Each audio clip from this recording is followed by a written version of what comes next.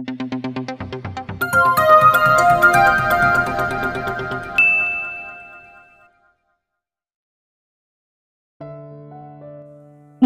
POV.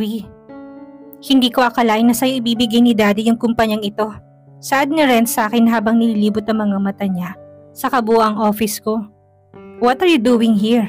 Tanong ko sa kanya. Hindi ba pwedeng pumunta ako rito? Pang-aasar rin sa akin. Pumunta naman siya sa akin at ginalaw ang table board ko at pinagmasdan ang pangalan ko. Don't touch it, Renz. Tinignan ko siya ng masama at nakuha niya naman ito kaya't binitawan niya na at inayos niya. Hanggang ngayon, Noah, hindi mo pa rin ako ginagalang. Saad ni Renz. Kahit kailan, hindi kita gagalangin at wala akong kuya na ampon na kagaya mo. Duro ko sa kanya. Lumapit naman siya sa akin at tinignan ko siya sa mata. Noah, tinignan ko kung sinong pumasok at nakita ko roon si Casey na nakatayo at tinitignan kaming dalawa. Nagtaka naman ako dahil napatakip si Casey sa bunganga niya at gulat na gulat. Napasimangot naman ako kaagad.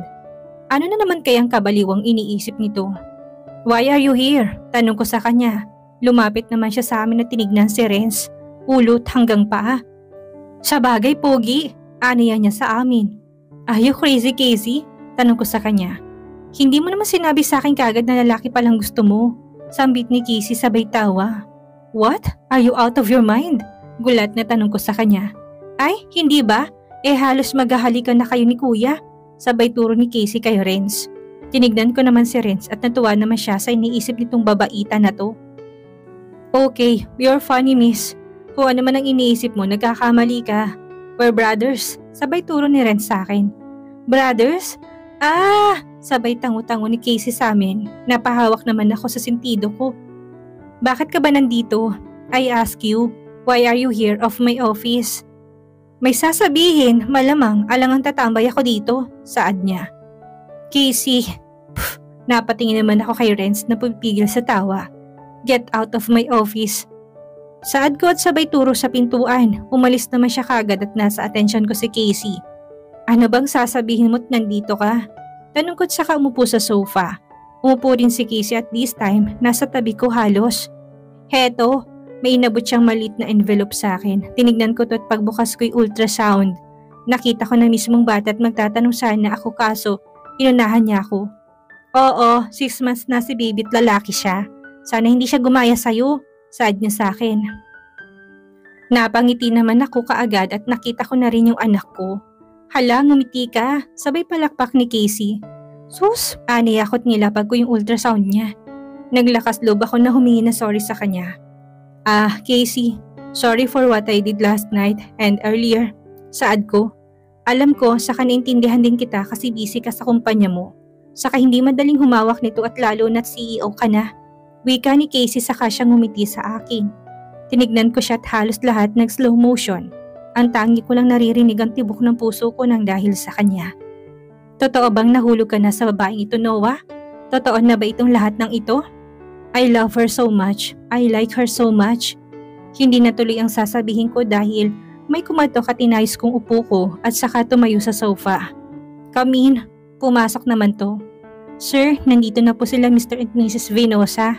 Saad nito sa akin at tumango na lang ako at sinabi kong hintayin na lang ako sa conference. Tumingin ako kay Casey. I have something to tell you, Casey. Pero mamaya na pagdating ko sa bahay, saad ko't nagpaalam na ako. Ngumiti ako habang papunta sa conference. This time, sasabihin ko na lahat kay Casey ang nararamdaman ko. Wala akong pake kung ma-reject ako. Kung wala siyang nararamdaman sa akin, pipilitin ko magkaroon din siya ng feeling sa akin. Napapikit ako't saka pumasok sa loob. Bumungad sa akin si Renz na nakaupo sa tabi ni Daddy. What? Kasama siya dito? Tinignan niya naman ako na parang nagyayabang nakasama siya rito. Bakit ba bumalik pa to? Hindi ba't nasa ibang bansa na siya at nananahimik na? At ngayon babalik para manggulo dito. After ng meeting namin, kinausap ako ni Daddy. Sean, si Renz nang magiging assistant mo rito. Saad niya sa akin. Tinignan ko siya. I got you, bro. Sabay kindat niya sa akin. What? Are you serious, Dad? Tanong ko sa kanya.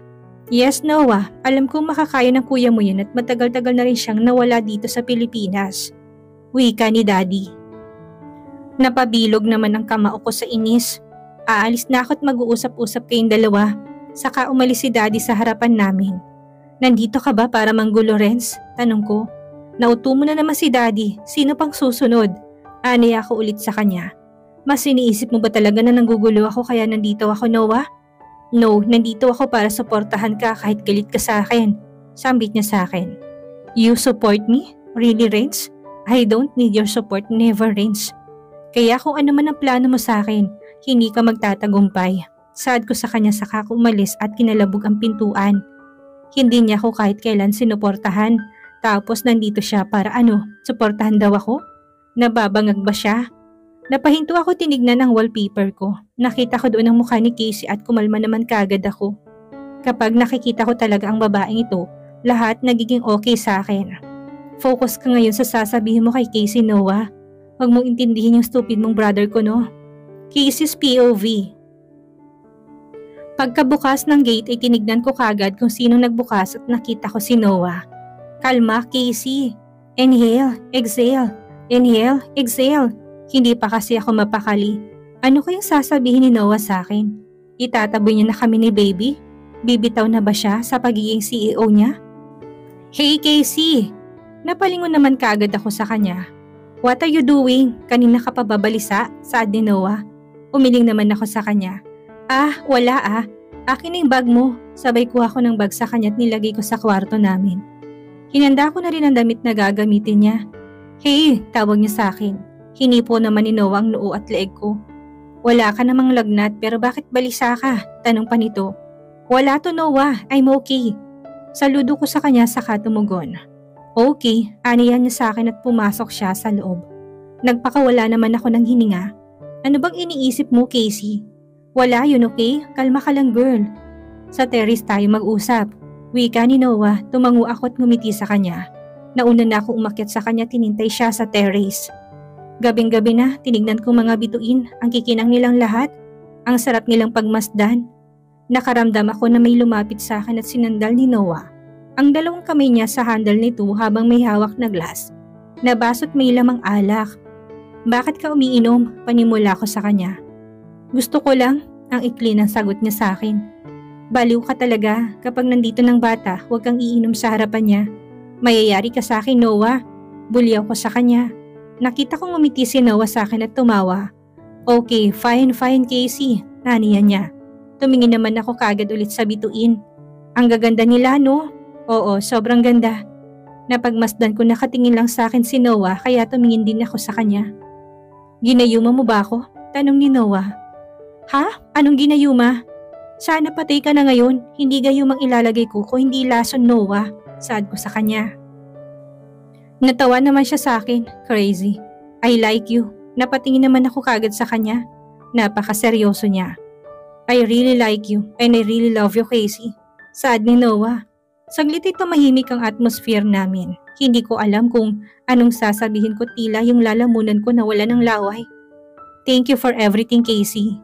Yes, nagbago sa akin ang lahat ng araw na dumating ka sa buhay ko. You are my everything. You only my love. Tuloy-tuloy niya sabi sa akin. I confess you, wala ka bang sasabihin sa akin? Tanong ni Noah, niyakap ko siya ng mahigpit. So, you have a feelings on me? Tanong pa muli ni Noah, tumingala ako sa kanya at saka binigyan siya ng smack kiss. I love you too, Noah. I really like you too, Noah Imperial. Saad ko sa kanya. Sinandal ako ni Noah sa handala ng terrace at kinulong niya ako. Sa mga bisig niya sa kahinalikan ng mariin. Tumugon din ako sa kanya. Hindi ko rin akalain na mahulog ako sa taong ayaw ko. Simula nung una ayaw ko talaga kay Noah dahil sa kung anong ugaling pinakita niya sa akin. Pero nung nakasama ko siya sa isang bubong, nagbago ang lahat. May pake naman siya sa mga taong nasa paligid niya. Siguro nga nagkakamali talagang mga tao dahil yun ang nakikita nila sa isang tao pero kung sasabayan natin niya, makikita at makikita mo tunay na ugali niya. Napakaswerte ko ngayon dahil sa pagsilang ng anak namin. Ayos na kami ni Noah, nag-iibigan sa isa't isa't wala ng hadlang na kahit na sino. Casey's POV. Pagkamulat ko ng dalawang mata ko ay nakita ko nakatitig lang sa akin si Noah. Good morning my girl. Bati niya sa akin at sabay ngiti niya, niyakap niya ako ng mahigpit at niyakap ko rin siya ng ganon. Napangiti ako dahil humantong kami sa ganito. Malilate ka na sa trabaho mo, aniya ko sa kanya habang niyayakap niya ako.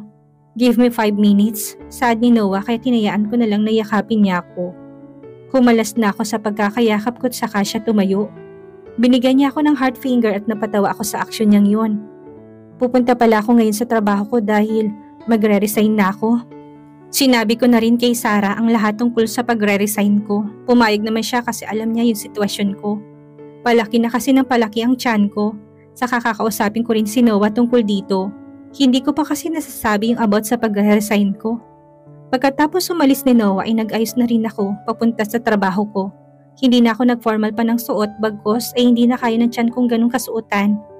Pagdating ko sa trabaho ay nakita ko si Sarah na naghihintay sa labas ng building. Pinuntahan niya naman kaagad ako. I miss you, Bessie. Sabay yakap niya sa akin. Ano ba naman tong babaeng na to? Ang ingay-ingay. Kaya yung mga tao nagsisitinginan sa amin. Pero namiss ko rin tong kaibigan ko. I miss you too, Sarah. Sabay hug din sa kanya. Kumalas naman siya sa akin at sabay hawak sa tiyan ko. Kamusta ka naman pati na rin ang inaanak ko? Tanong niya sa akin. Okay lang naman kami ng anak ko. Aniya ko sa kanya. Inanyayahan ko na siya pumasok sa loob.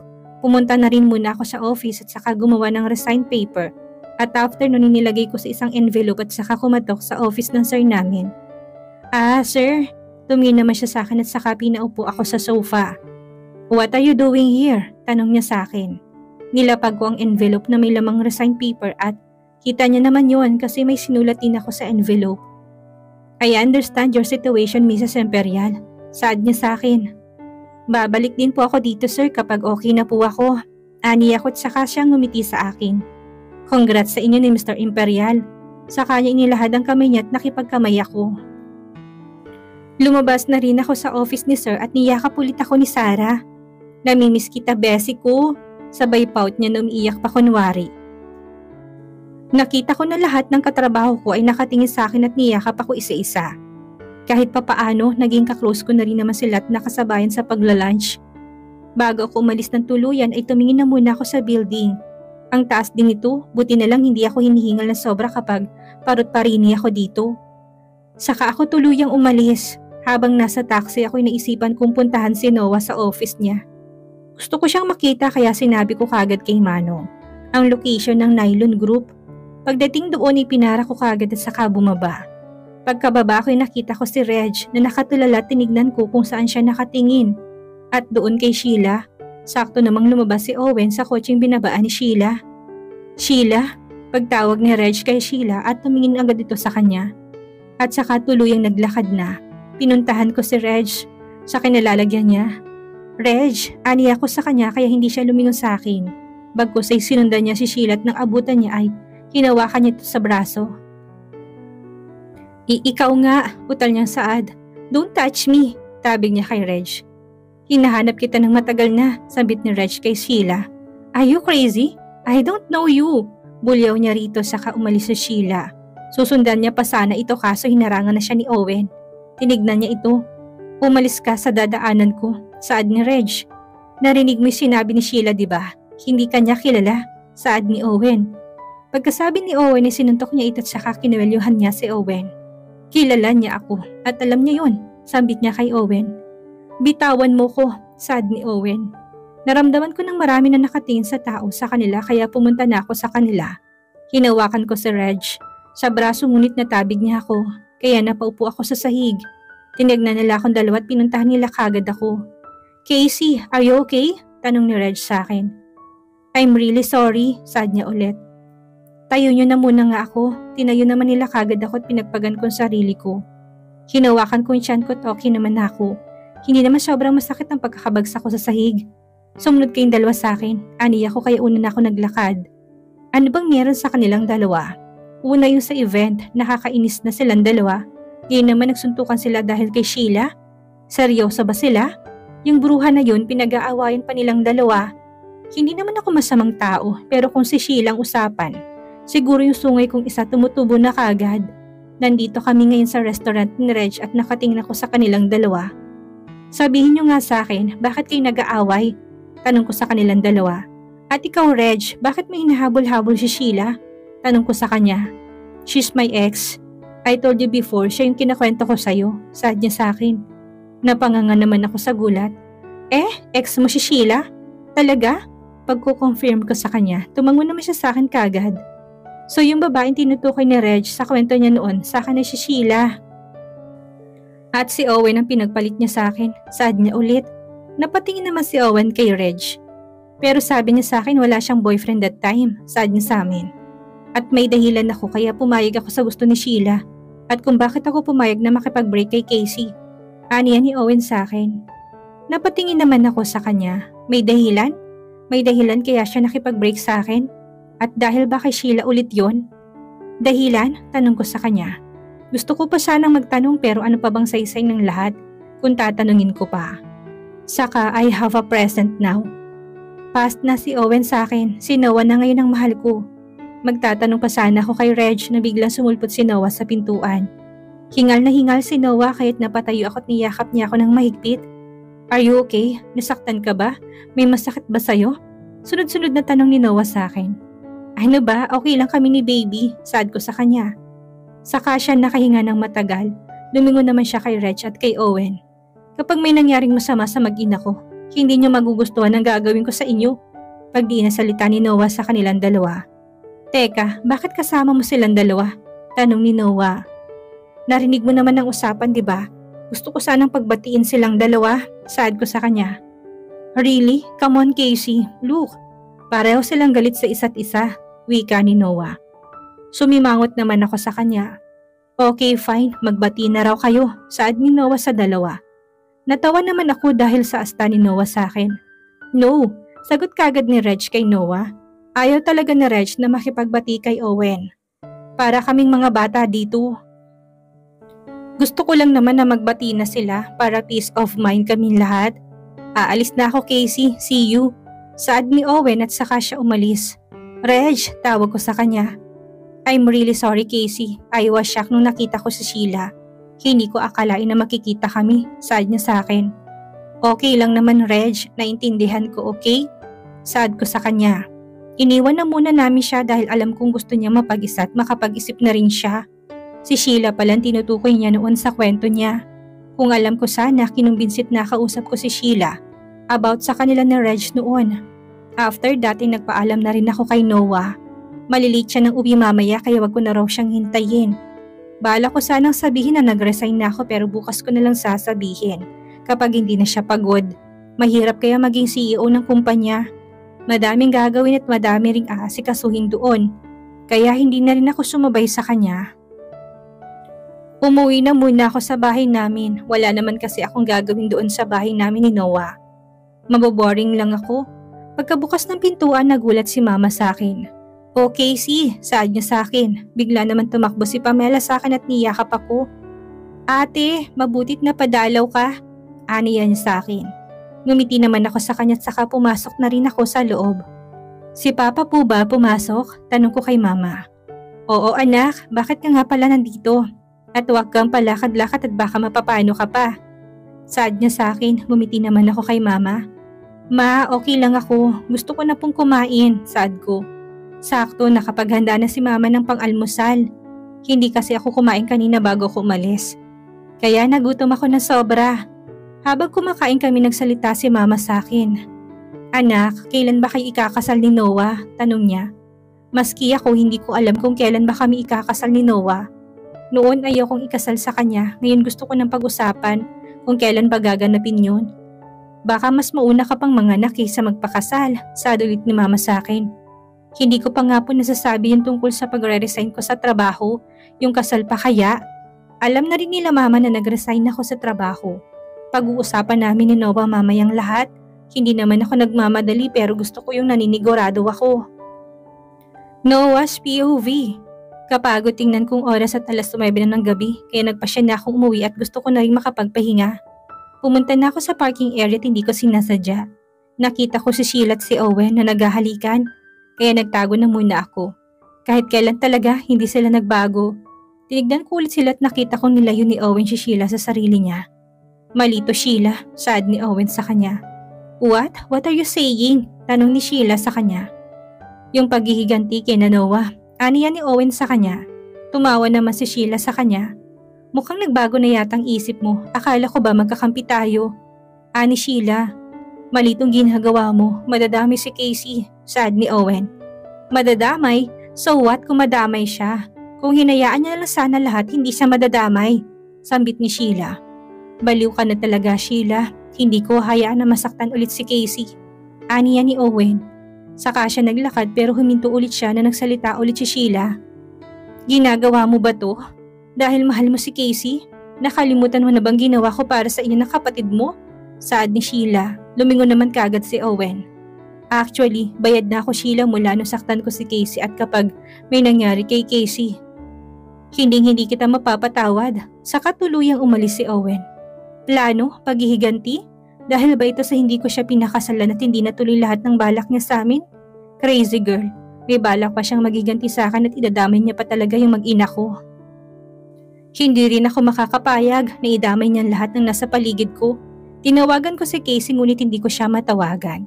Kaya nagmadali na ako tinaharurot ang sasakyan ko. Pagdating ko sa bahay ay bumaba kagad ako at pumasok sa loob ng bahay. Nakita ko si Casey na nakatulog sa sofa habang nanonood ng TV. Umupo ako sa sahig at pinagmasdan ang mukha niya. Pagod ka na siguro, aniya ko sa kanya. Hinawakan kong pisngi niya, tinalikan siya saglit. Nakaramdam na ako ng antok. Kaya hindi ko na malay nakatulog din ako sa sahigat habang hawak ang kamay ni Casey. At dito na po nagtatapos ang 11 kabanata ng ating kwento. At sana'y muli niyo po akong samahan sa mga susunod pang kabanata. Maraming salamat po at ingat po tayong lahat.